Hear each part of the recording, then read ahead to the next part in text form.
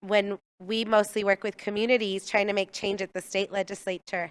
And I always tell everybody, and for this case, it's even more true, that our lived experience is policy expertise. So while others are reading books and making up ideas and people are looking for models, places, you actually know what we should be doing. These folks up here know what we should be doing. The lived experience that our families experience, you know what we need. And that's what our county, our government, our city, our state need to hear from you so that we can actually do something about this.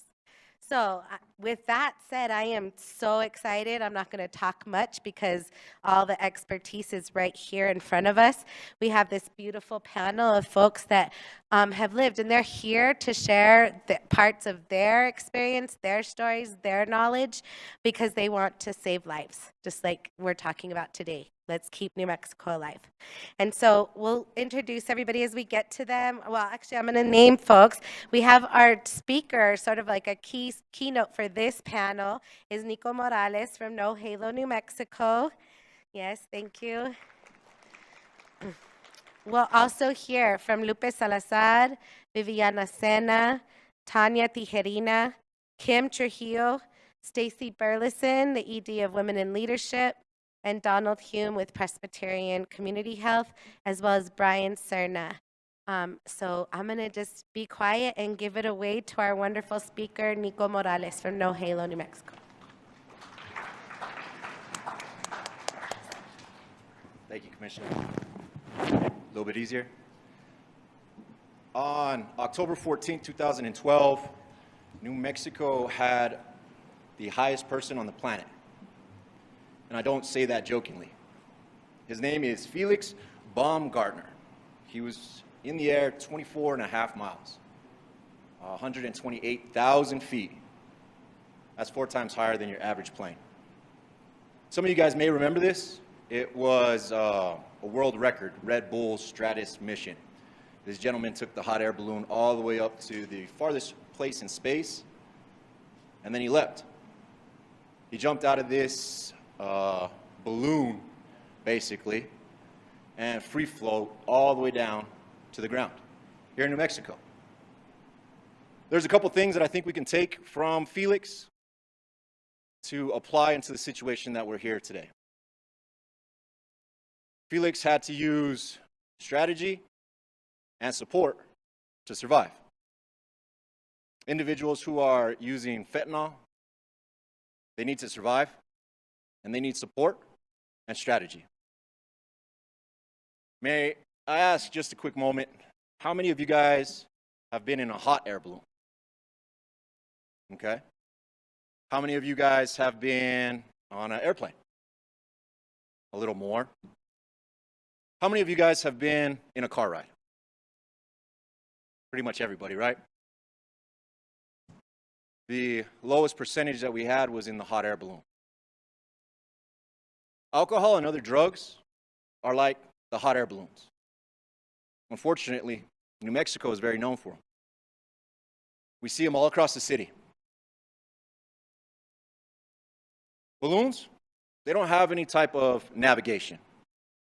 Hot air balloons, the reason my understanding is that they're here is because of the air cycle, the airflow that we have. If you guys have grown up here, you'll know that those hot air balloons, they rarely land in the place that they're supposed to. Most of the time, they're chased down by a responsible party. And it's somewhere out in the boonies. Sometimes we have the balloons land in our schools. I've even been in a neighborhood where the balloon didn't know what it was doing and landed in the middle of the street. I'm sure that you guys can recall, these balloons don't always make safe landings. Sometimes they hit power lines. Sometimes they hit people's property. And sometimes they hit each other. Felix Baumgartner, he wasn't in a normal balloon.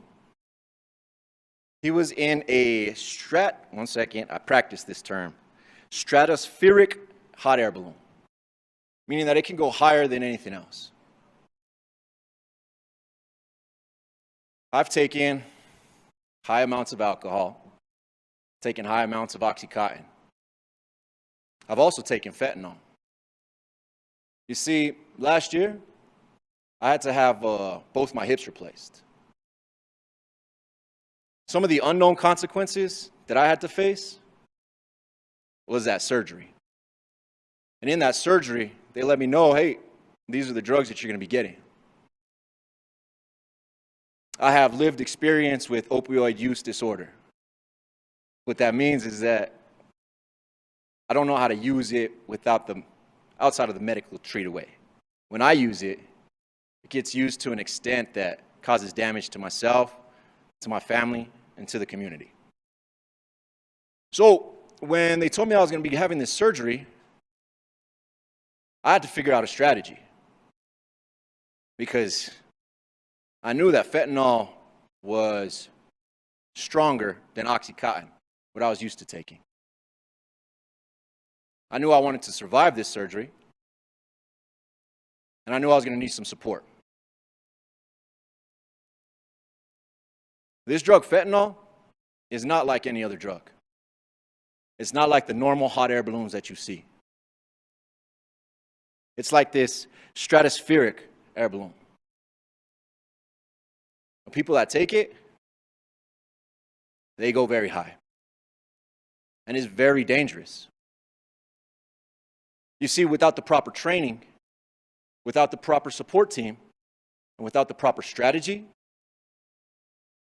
there's not really a way that you're making it back.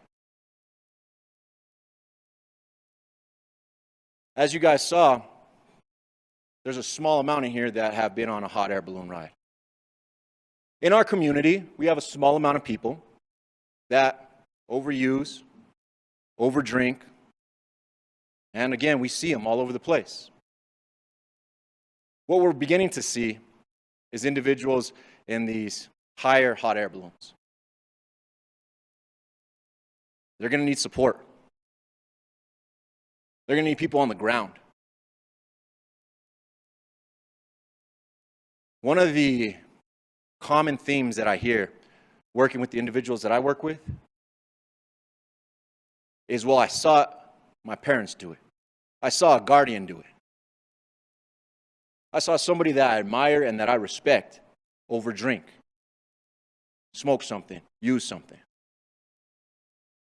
So these individuals, they're not seeing the substance as being extra harmful because they're looking at the behavior. They're repeating behaviors that they have seen around them. We just finished October. You guys saw the hot air balloons. How many times in our community do we drive down the street and see somebody on their own balloon ride? These behaviors, well, they either get ignored, they get put down, or if they do get addressed, they're addressed with a malice, a stigma. I've been in my own hot air balloon. I stopped riding them.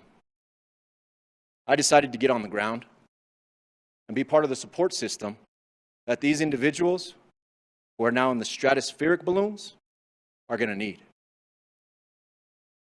I call you guys to action today.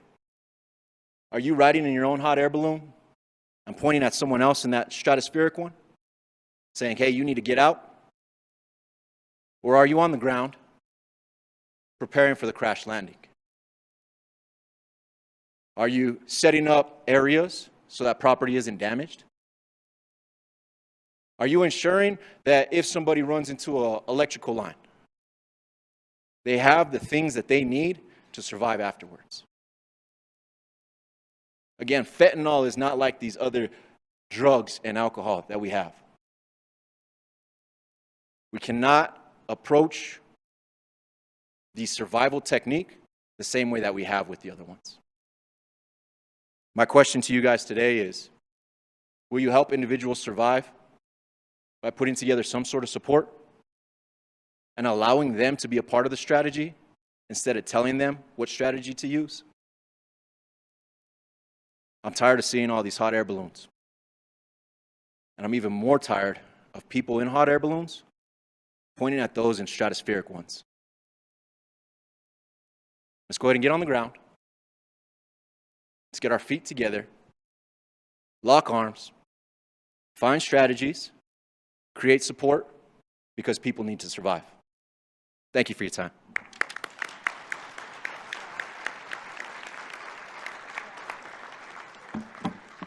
Thank you, Nico. So powerful. I love that metaphor. We need chase crews all over Bernco.